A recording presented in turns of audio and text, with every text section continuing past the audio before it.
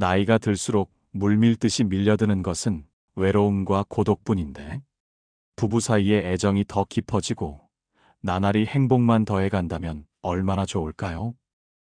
그런데 변함없이 사랑을 나누며 사는 부부는 주변의 생각보다 많지 않습니다. 요즘 주변 지인들과 대화를 나누다 보면 가장 놀라운 게 다들 50대, 60대의 황혼 이혼이나 졸혼을 당연하게 생각한다는 겁니다. 옛날엔 아주 절제절명의 위기에서도 서로를 보존해야 되는 이 두 사람, 이걸 부부라고 생각했던 20세기의 이야기는 이미 끝나버린 겁니다.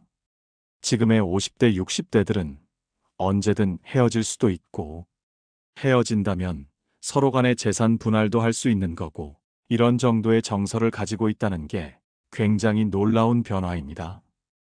이런 우스갯소리가 이제는 얼마나 와 닿으실지 모르겠지만, 주변 어르신들의 이야기를 들어보면 부부는 애정보다는 측은지심과 정으로 살아간다는 말을 많이 하십니다. 그렇다면 과연 우리가 했던 그동안의 사랑은 어떤 걸까? 한번 생각해 보신 적 있나요? 정말 측은지심과 정도 사랑이라고 할 수 있을까요? 2020년 통계청 자료에 따르면 이제 우리나라도 결혼 20년 이상 부부 10쌍 중 3쌍이 황혼이혼하는 세상입니다. 이렇게 황혼이혼과 졸혼이 유행처럼 번져가는 세태에서 전문가들은 독신에 대한 환상보다 고독에 빠질 위험이 더 크다 충고를 던지고 있습니다. 분명 황혼이혼은 새로운 인생 이막의 시작점이 될 수 있습니다. 하지만 모든 것에는 항상 빛과 그림자가 공존하기 마련이지요. 여러분들의 부부관계는 지금 어느 길목에 와 계신가요? 오늘은 무언가를 단정짓기보다는 나이가 들수록 왜 부부관계가 더 써먹하고 힘들어지는지, 미우나 고우나 30년이 넘는 세월, 모진 풍파를 함께 겪어온 내 배우자와 인생의 황혼기를 함께 누리며 행복한 부부로 살아갈 순 없을런지 함께 생각해보는 시간이 되었으면 합니다. 지금 바로 시작하겠습니다. 은퇴한 부부 중 남편이 귀찮다는 아내분들이 참 많습니다. 연구에 따르면 60대와 70대 은퇴자들은 잠자는 시간을 빼고 배우자와 함께 보낸다고 합니다. 그런데 놀랍게도 은퇴 여성의 절반가량은 이 4시간 10분조차도 더 줄이고 혼자 있고 싶다고 말한다 합니다. 100세 인생을 함께 살아가야 할 남편이 왜 아내에게는 천덕꾸러기가 되는 걸까요? 이 이야기를 들으면 남편분들의 반응은 주로 3가지로 나뉩니다. 첫째, 내 아내가 그렇게 생각하는 줄 몰랐다 하는 분. 둘째, 내 그럴 줄 알았다 수긍하는 분. 셋째, 적어도 내 아내는 아닐 것이다 부정하며 안심하는 분이 계십니다. 여러분들은 어디에 해당하시나요? 한 가지 분명한 것은 이제는 나이든 아내들이 남편에게 더 이상 참지 않는 시대가 되었다는 것입니다. 반면에 아이러니하게도 남편들은 현재의 삶에 대체로 만족한다고 합니다. 왜 그럴까요? 이런 결과는 부부 사이의 만족도가 크게 다르기 때문입니다. 은퇴 후 남편은 이제 어디 갈 곳도 없어지고 점점 집에 머무는 시간이 많아집니다. 삼식이라는 말이 그래서 나온 것도 있습니다. 실제로 하루 삼시세끼를 집에서 다 챙겨달라고 하는 분들이 많다고 합니다. 그러면서 아내와 함께하는 것은 하나 없이 하루 종일 TV나 유튜브만 보며 시간을 보내겁니다. 평소에 대화도 없어서 부부가 아니라 자신이 밥만 차려주는 식모나 밥통처럼 느껴진다는 아내분들도 많습니다. 남편분들이 생각하는 노후의 꿈도 이런 건 아니었겠지만 아내들은 적어도 남편이 은퇴하고 나면 함께 나들이도 가고 취미생활도 함께 할 거라 기대했다 말합니다. 아내들이 꿈꾸었던 함께하는 노후와는 거리가 멀었던 거죠. 물론 그동안 남편분들도 밖에서 열심히 일하며 엄청나게 힘든 고난의 세월을 보냈을 겁니다. 정작 아이들은 엄마만 고생했다고 생각하니 섭섭하다 하시는 분들도 많습니다. 아빠가 밖에서 겪은 고난들은 아이들이 성인이 되어 직접 겪어봐야 알겠지요. 그래서 저는 항상 이렇게 조언합니다. 여행을 떠나세요. 함께 운동을 하거나 취미 생활을 공유하세요. 하루 종일 집에만 있지 말고 외식도 하고 직접 요리해서 드셔보시기도 하세요. 하지만 피곤하고 귀찮다는 이유로 변화를 시도하는 분들이 많지 않습니다. 물론 변화를 시도하는 데에도 용기가 필요하지만 마음만 먹으면 못할 것도 없습니다. 평생 일을 하느라 제대로 여가 시간을 보내본 적이 없으니 뭐부터 어떻게 보내야 할지 모르는 분들도 많고 어색해서 못하겠다고 두 손 두 발 다 드시는 분들도 있습니다. 하지만 그렇다고 집에만 있게 되면 쳐다보고 있는 것은 셋입니다. 하나는 TV이고 하나는 아내, 그 다음이 아내가 키우는 강아지라고 합니다. 마냥 웃을 수만은 없는 현실이지요. 그리고 퇴직 후 갈 곳을 잃은 남편분들의 무력감도 커지지만 아내분들 입장에서는 내 옆에 있는 사람이 남편이 아닌 직장 상사 같다고 합니다. 남편분들 입장에서는 긴 세월 동안 열심히 일해왔고 이제는 집에서 좀 편히 쉬어야 되겠다는 생각을 하지만 와이프는 나를 반갑게 여겨주는 것 같지도 않고 내가 돈을 안 벌어준다고 이렇게 대하나 싶어 섭섭한 마음만 자꾸 커진다 합니다. 반면에 아내 또한 이제 자신도 좀 쉬고 싶은데 이제 와서 남편이 오히려 더 많은 일을 하라고 요구한다 느끼는 것입니다. 이렇게 서로의 입장을 이해하지 못하면서 갈등은 계속 지속되면 황혼 이혼까지 이어지게 되는 것입니다. 젊었을 때 아내가 힘들 때 따뜻한 말 한마디라도 건네던 남편들은 노후가 따뜻하고 행복한 반면 가부장적인 태도로 아내를 식모나 유모처럼 대했던 남편들은 노후의 서러움을 겪는다는 누군가의 말에 많은 사람들이 공감하고 호응합니다. 사회복지사분들의 이야기를 들어보면 고독사 하는 분들 중 할아버지의 비율이 압도적으로 높다고 합니다. 쌀을 가져다 드리면 할머니들은 이것저것 밥도 잘 해 드시는데 할아버지들은 손도 안 대시는 분들도 많다고 하죠. 그런데 여러분, 백발의 노인 부부가 다정하게 손을 잡고 걷는 모습을 보면 어떤 마음이 드시나요? 많은 분들이 눈물 날 정도로 아름답다 여길 겁니다. 우리 모두 그분들처럼 오래오래 서로 사랑하며 살 수는 없는 걸까요? 나이가 들수록 서로를 이해하고 양보하려 노력한다면 그리 어려운 일은 아닐 것입니다. 100세 시대, 노년의 부부가 어떻게 살아갈지는 굉장히 중요합니다.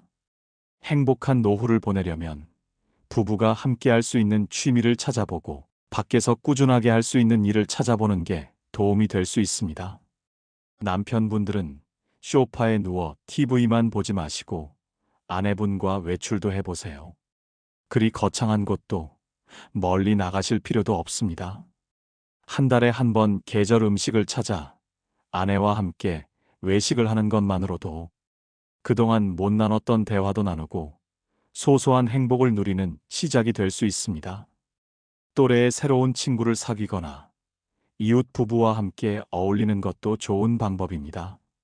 그리고 은퇴라는 게 남편분들에게 참 힘든 일이지만 우리 아내에게도 굉장히 힘든 일이겠구나 생각하셔야 합니다. 남편이 직장에서 은퇴할 나이면 아내 또한 집안일에서 은퇴할 나이라는 사실을 알고 계셔야 합니다. 서로가 같은 상황이고 같은 입장인 겁니다. 그러니 조금은 어색하고 민망하시더라도 하루 한 끼는 남편분이 직접 차려 드시고 청소기도 돌려보고 그렇게 해보세요. 정말 많은 것이 달라질 것입니다. 나이 들면 들수록 수십 명의 친구보다 좋고 편한 게 배우자입니다. 흔히들 옆에 있을 때는 소중한지 모른다고 이야기합니다. 하지만 빛나던 젊은 시절, 그 많은 별들 중에 서로를 만나 그 긴 세월을 동고동락하며 함께 주름살을 만들어가고 있는, 그럼에도 옆을 지키고 있는 내 반려자. 그 소중한 사람과 함께할 때 가장 특별한 순간이 된다는 것을 더 늦기 전에 깨달아야 합니다. 나이 들어 외롭고 아플 때 결국 내가 기댈 수 있는 단 한 사람은 나의 배우자입니다. 흥미로운 이야기를 하나 해드릴까 합니다. 부부가 서로 상호작용하는 것을 단 3분만 봐도 그들이 행복하게 살지 않으면 이혼할지를 95% 정확하게 맞출 수 있다면 믿으시겠습니까? 러시아의 대문호인 톨스토이와 도스토예프스키를 비교해 보겠습니다. 그 둘은 비슷한 시대에 살았고 또 공통점도 참 많습니다. 둘 다 아주 나이가 어린 연하의 부인을 만났습니다. 톨스토이는 16살 연하의 아내, 도스토예프스키는 26살 연하의 아내를 만났습니다. 그리고 정말 둘 다 굉장히 열렬하게 사랑해서 결혼을 했고 또 그 아내들이 내조를 잘해주었다고 유명한 부부들입니다. 그런데 이 두 작가가 서로 결혼에 대해서 굉장히 다른 결혼관을 작품에다 표현했습니다. 예를 들어서 톨스토이는 안나 카레리나라는 그 유명한 작품 속에서 행복한 결혼은 다 비슷한 모습이다. 그러나 불행한 결혼은 저마다의 모습이 있다. 이렇게 썼고, 도스토예프스키는 결혼은 정말 연마하듯이 꾸준히 노력을 하고 행복을 쌓아가야 된다. 그것은 순간적으로 사랑하는 것이 아니라 영원히 사랑할 것이기 때문이다. 이렇게 썼습니다. 둘의 결혼관이 이렇게 달랐는데 결과는 어땠을까요? 톨스토이와 소피아와의 결혼은 말년에 너무나 불행하고 아주 비극적으로 끝났습니다. 반면에 도스토예프스키의 결혼 생활은 아주 행복했고 죽은 후에도 그 사랑이 계속되었다고 회자가 될 정도로 전혀 다른 모습을 보였습니다. 그렇다면 현대과학은 이 두 사람 중에 어느 결혼관을 갖는 것이 좋다고 말했을까요? 그 검증을 해준 학자가 있습니다. 관계 아인슈타인이라고도 불리는 존 가트맨 박사입니다. 그는 부부관계에 대해서 거의 50년 가까이 3,600쌍의 부부를 실제로 관찰하고 연구했습니다. 이 연구 내용에 비추어 실험을 해보면 부부가 서로 상호작용하는 것을 3분만 봐도 이 사람들이 행복하게 살지 이혼을 할지를 95% 이상 정확하게 맞출 수 있다고 합니다. 너무나 놀랍지 않나요? 이 과학자는 도스토예프스키의 판정승을 내렸습니다. 그 내용을 세 가지로 요약해서 말씀드리겠습니다. 첫 번째로 행복한 부부들은 서로가 서로를 잘 알고 그리고 서로에 대한 호감도와 친밀감이 높다고 합니다. 이를 통틀어 우호감이라고 하는데요. 서로에 대한 우호감이 높다는 것입니다. 그럼 그들은 이런 우호감을 어떻게 쌓았을까요? 도스토예프스키의 아내 안나가 남긴 회고록을 보면 그에 대한 관심과 호감이 상당히 높았던 것을 알 수 있습니다. 처음에는 일로 만났다고 합니다. 안나가 남긴 그 기록을 보면 남편의 눈빛깔은 어떻고, 눈 크기가 어떻고, 머리 색깔은 이렇고, 이 사람이 어떤 걸 좋아하고 싫어하고 하는 것이 소상히 표현되어 있었다고 합니다. 이런 것을 가트맨 박사는 사랑의 지도라고 표현했습니다.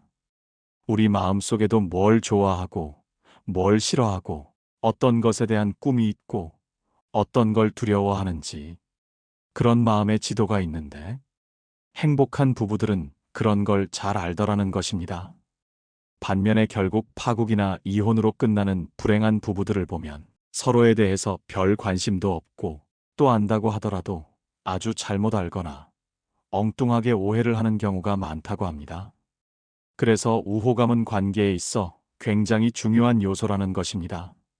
우호감을 형성하는데 필수적인 요소는 대화 방식입니다. 행복한 부부들은 서로 다가가는 대화를 한다고 합니다. 조율이 잘 되는 그런 대화를 합니다. 그런데 불행한 부부들은 다가가는 대화가 아니라 원수와의 대화 혹은 멀어지는 대화를 한다고 합니다. 즉 상대의 대화와는 상관없는 말을 하거나 아니면 상대의 말에 즉각 반박하거나 비웃는다는 것입니다. 그래서 대화법을 보더라도 이 사람들의 관계가 미래에 어떻게 될지를 우리가 알 수가 있습니다. 그게 우호감 혹은 친밀감의 본질입니다. 그래서 우리는 대화 방식의 중요성을 깨달아야 합니다. 두 번째로, 행복한 부부들은 갈등을 다루는 방식이 다릅니다. 살다 보면 서로가 성격도 다르고 가치관도 다르고 또 자라온 환경도 다르고 여러 가지가 다를 수밖에 없는데 그런 차이가 있을 때 갈등이 발생하기 쉽습니다. 행복한 부부들은 그 갈등이 벌어졌을 때 조심스럽고 예의 바르게 대한다고 합니다. 행복한 부부들이 부드럽게 얘기를 하는 데 비해서 불행한 부부들은 관계에 폭탄 장치를 단 것처럼 전쟁에 나간 장수처럼 함부로 막 싸운다고 합니다. 특히 그 대화를 하는 방식에 있어서 4가지 방식을 쓰게 되면 이 결혼은 파국으로 이혼으로 끝난다고 합니다. 첫째는 비난입니다. 당신은 도대체 어떻게 된 사람이 왜 맨날 이러는 거야? 라고 하는 비난입니다. 둘째는 방어입니다. 왜 나만 보고 그래? 너도 그랬잖아. 이렇게 자기를 방어 혹은 변명을 하는 것입니다. 셋째는 경멸입니다. 내 주제 파악이나 해라. 이런 식으로 상대를 얕잡아 보거나 비웃거나 조롱하고 하인 취급하거나 어린애 취급하는 것입니다. 그리고 4번째로 담쌓기입니다. 4가지 중에 제일 안 좋다고 보는 것이라고 하는데요. 아예 대화도 안 하고 서로 없는 사람 취급을 하는 것입니다. 마주보지도 않거나 전화를 안 받는다든지 아니면 전화하는 도중에 전화를 끊는다든지 하는 것들이 담쌓기입니다. 이런 방식을 쓰게 되면 아무리 처음에는 열렬히 사랑을 하고 서로 좋아했다 하더라도 결국 좋지 않게 끝나더라는 것입니다. 그것도 끝날 때까지 엄청나게 고통스러움을 겪는다고 합니다. 그렇게 파국으로 끝납니다. 그래서 갈등을 관리하는 방식이 참 중요합니다. 세 번째는 행복한 부부들은 서로의 꿈을 알고 그 꿈을 서로 굉장히 지지해 준다고 합니다. 그런데 불행한 부부들은 서로의 꿈을 모르거나 아니면 그것을 막거나 혹은 반대를 한다고 합니다. 예를 들어서 도스토예프스키의 배우자 안나는 그 당시에 남편이 빚도 많았고 건강도 정말 나빴습니다. 그렇게 여러 가지 악조건에 놓여 있었음에도 불구하고 자기 남편의 작품을 세상에 알리기 위해서 남편이 죽은 후에도 엄청나게 애를 썼다고 합니다. 함께 살면서도 같은 꿈을 공유하고 그 꿈을 향해서 서로를 응원하며 도와줬지요. 그런데 말년의 톨스토이의 경우에는 점점 더 종교에 귀의하면서 자기 재산도 다 노예들한테 주고 싶어 하고 시골 생활을 원했다고 합니다. 이것 자체가 잘못된 것은 아닙니다. 그러나 그 아내였던 소피아와의 사이에서 키워야 할 아이들이 13명이었다고 합니다. 얘네들을 다 먹여 살려야 되는데 톨스토이가 그러니 갈등이 참 많았겠죠. 그래서 서로의 뜻을 반대하고 갈등을 심하게 겪다가 결국 톨스토이는 아내와 싸우고 집을 떠나서 돌아다니다 허망한 죽음을 맞이하게 된 것입니다.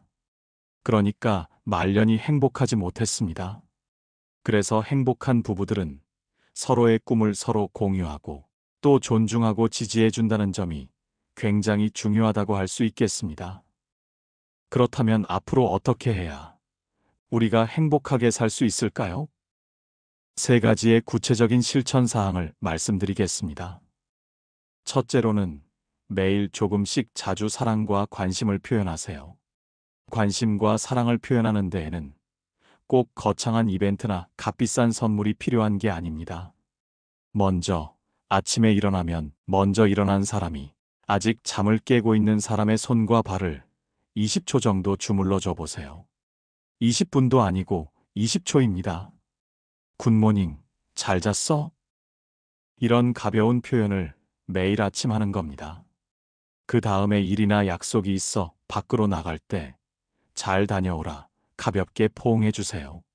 그리고 일이 끝나고 집으로 돌아왔을 때도 한번 안아주시는 겁니다. 오늘 어떻게 잘 지냈어? 날씨는 어땠어? 차는 안 막혔어? 이런 식으로 관심과 사랑을 표현하는 겁니다. 그리고 마지막으로 저녁 먹고 나서는 아침에 늦게 일어났던 사람이 이제 10초를 더 붙여서 30초 정도 어깨나 손이나 발을 주물러 주세요. 그러면서 하루에 있었던 일상들을 공유하는 겁니다. 오늘 제일 좋았던 거는 뭐였는지, 제일 힘들었던 건 뭐였는지, 10초, 20초, 30초, 이렇게 조금씩이라도 자주 일상적으로 표현하게 되면 상대방에 대한 긍정성이 누적되고 갈등 상황이 벌어졌을 때 그렇게 격하게 정말 죽기 살기로 서로를 비난하고 경멸하며 싸우지 않고 눈앞에 닥친 갈등에 대해 예의 있고 조심스럽게 이야기할 수 있게 되더라는 겁니다. 닭살 돋는다고 생각하지 마시고 꼭 한번 실천해 보시기 바랍니다. 그렇게 스킨십을 하면서 소소한 대화도 나누시고 자연스럽게 마음도 표현해 보세요. 인간은 서로의 피부가 닿는 것만으로도 따뜻함과 안정감을 느낀다 합니다. 누구나 살다 보면 예기치 못한 풍파를 겪기 마련입니다. 그러한 사고, 실직, 질병과 같은 삶의 풍파를 견뎌내는 힘은 서로에 대한 관심과 표현, 믿음과 지지, 꿈의 공유 이 세 가지에 있습니다. 마지막으로 지금 현재 부부로 살고 있는 분들이라면 절대로 해서는 안 되는 말이 네 가지 있습니다. 가장 첫 번째가 바로 이혼해요입니다. 요새는 부부끼리 이혼하자는 말을 참 너무 쉽게 내뱉습니다. 이혼해, 이혼하면 되지. 이렇게 말이죠. 정말 말이 씨가 됩니다. 저는 이혼해라는 말을 자주 하는 부부치고 이혼 안 한 부부를 본 적이 없습니다. 이혼해라는 말의 끝은 이혼으로 열매를 맺습니다. 화가 난 것과 이혼하자 이야기하는 건 다른 겁니다. 이혼이라고 하는 건 얼마나 숱한 과정들을 겪어야 됩니까? 가족의 전반적인 해체를 완결하는 과정으로 우리는 이혼을 바라볼 줄 알아야 합니다. 이혼이라고 하는 건 어쩌면 내 생애에 대한 거대한 또 하나의 해체 지점이기도 합니다. 이혼을 한다는 건 결혼을 했다는 얘기입니다. 결혼을 했다는 얘기는 사회적인 승인 과정이 있었던 겁니다. 그리고 그 승인 과정 다음에 우리가 뭘 했냐면 아이를 낳았습니다. 아이들에게 있어 부모님의 이혼은 나이가 들어서도 부끄러움을 넘어서서 자기 존재에 대한 하나의 분의 과정이라 생각합니다. 굉장히 고통스러운 과정이라서 스트레스 지수라는 게 있습니다. 그 지수 가운데 본인이 이혼할 때보다 아이들이 부모의 이혼을 볼 때 스트레스가 훨씬 더 높게 나옵니다. 요새는 자녀들이 엄마 이혼해. 왜 그렇게 살아? 이렇게 얘기한다고 하지만 그럼에도 불구하고 내 부모의 이혼은 결코 달가운 일은 아닙니다. 이혼이란 말 자체가 결국 나를 이혼으로 이끌어가고 이혼의 문고리에 열쇠를 돌리는 것과 같기 때문에 이혼이란 말은 절대 하지 않으시길 꼭 권해드립니다. 두 번째로는 상대방이 진짜 싫어하는 말이 있습니다. 상대방이 정말 죽기보다 싫어하는 말을 농담 삼아 하시는 분들이 계십니다. 주변 지인 중에 외모에 관심도가 높고 어렸을 때 컴플렉스가 되게 많았던 분이 있었습니다. 이분은 코가 되게 낮았죠. 그래서 별명이 오토바이 안짱코였습니다. 너무 코가 낮으니까 오토바이 안장같이 납작하다는 거죠. 이 얘기를 아내에게 했더니 아내가 심심할 때마다 오토바이 안짱코 이렇게 얘기를 한 겁니다. 그래서 이분이 결혼한 지 얼마 안 돼 너무 화가 나 코 성형 수술을 했습니다. 그런데 성형 수술을 해도 트라우마는 여전히 이전의 시절에 나를 머무르게 하기 마련이죠. 그런데 아내가 남편의 코가 높아졌음에도 불구하고 오토바이 안장코야 이렇게 불렀죠. 결국 이 부부는 이혼했습니다. 이 사람이 이렇게 성형까지 무릅쓰고 이렇게 했음에도 불구하고 그건 그만큼 아픔이 있었단 얘긴데 그냥 아내가 이 사람의 제안을 무시를 해버린 겁니다. 결국 그 남편분은 다른 연인을 만나 지금 잘 살고 있습니다.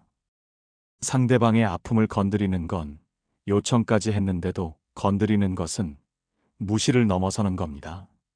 그래서 서로의 가장 고통스러운 지점을 말로 꺼내는 것은 진짜 해서 안 되는 일인 겁니다. 우리는 가끔 배우자에게 물어봐 줄 줄도 알아야 합니다. 혹시 이런 말은 하지 말아줘 하는 그런 정말 싫어하는 말들이 있으면 나한테 미리 얘기해줘라고 꼭 한번 물어봐야 합니다. 그리고 이건 지켜줘야 되는 겁니다. 세 번째로 우리가 꼭 기억해야 될 게 있습니다.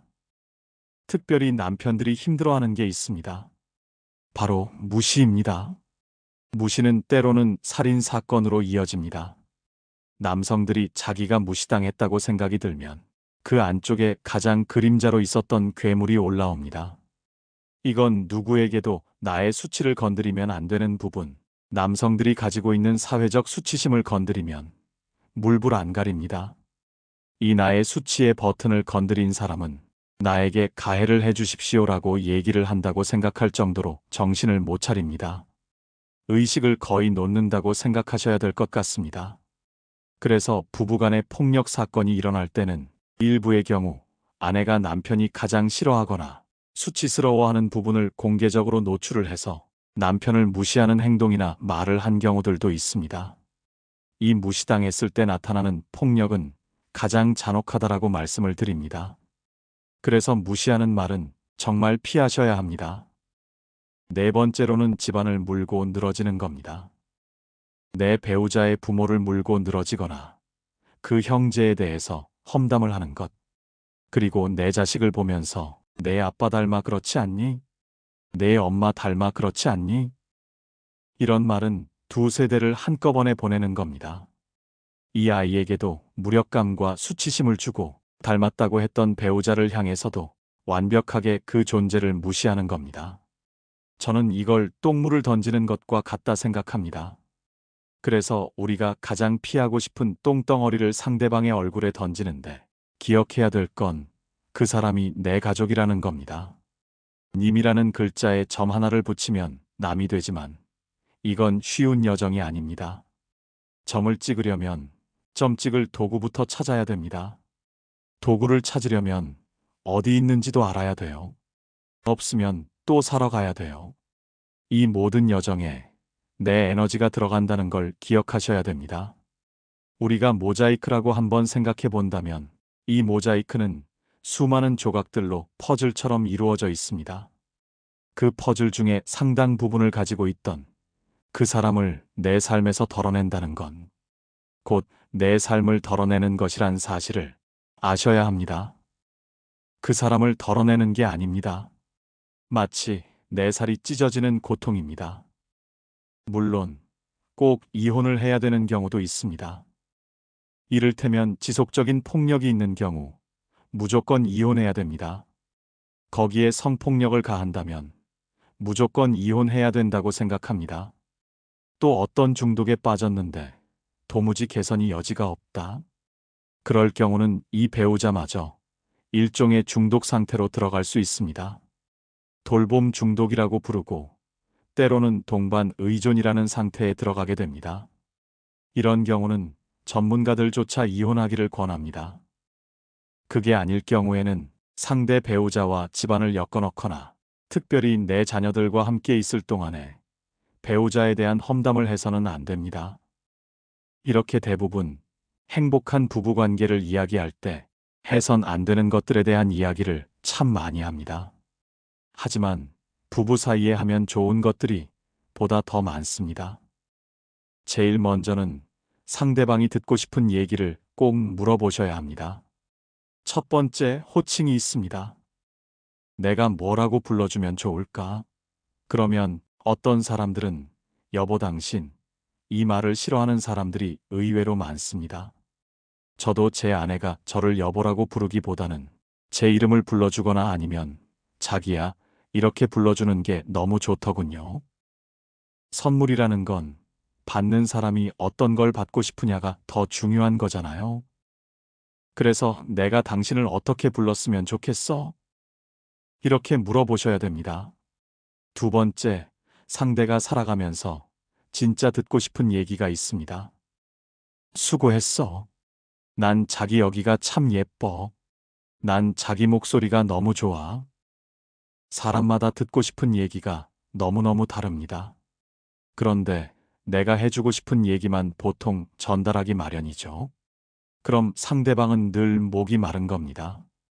상대방을 촉촉하게 적셔주는 방법은 상대방이 원하는 음료를 원하는 만큼 주는 겁니다. 그 듣고 싶은 말을 해주는 것, 그게 정말 사랑이죠. 그래야 한 번을 들어도 흡족한 겁니다. 세 번째, 나이가 들수록 부부 사이에 스킨십을 꼭 하셔야 합니다. 50대, 60대의 스킨십이 무슨 말이냐? 가족끼리 그러는 거 아니다. 이렇게 이야기하는 분들 많으시죠? 노후 생활에 있어 부부 생활, 성생활을 하는 것도 굉장히 중요합니다. 그런데 꼭 그게 아니더라도 서로 간에 잊지 말고 서로에게 좀 붙어 앉는 것. 때로는 또 손도 잡고 아니면 어깨를 주물러 주는 것도 괜찮습니다. 또 머리 쓰다듬는 걸 좋아하는 분들은 머리를 쓰다듬어 주고요. 뺨도 한 번씩 이렇게 만져주고요. 그리고 고운 시선으로 봐주는 것. 이것도 또 하나의 스킨십입니다. 물론 부부 생활을 주기적으로 할 수 있다면 너무 좋겠죠. 그런데 이제 부부 생활을 하는 게 너무 싫다 하는 분들이 계십니다. 그런데 또 상대방은 너무 간절히 원하고 어떨 땐 화를 내고 성질을 내고 이런 경우들이 은근 많이 있습니다. 50대 남성들이 그렇게 허리가 안 좋은 이유는 아내가 침대에서 하도 밀어내가지고 떨어져서 허리 안 좋다. 이런 얘기도 농담 삼아 하잖아요. 부부 생활을 한쪽만 너무 원한다. 이럴 때는 약속을 하셔야 됩니다.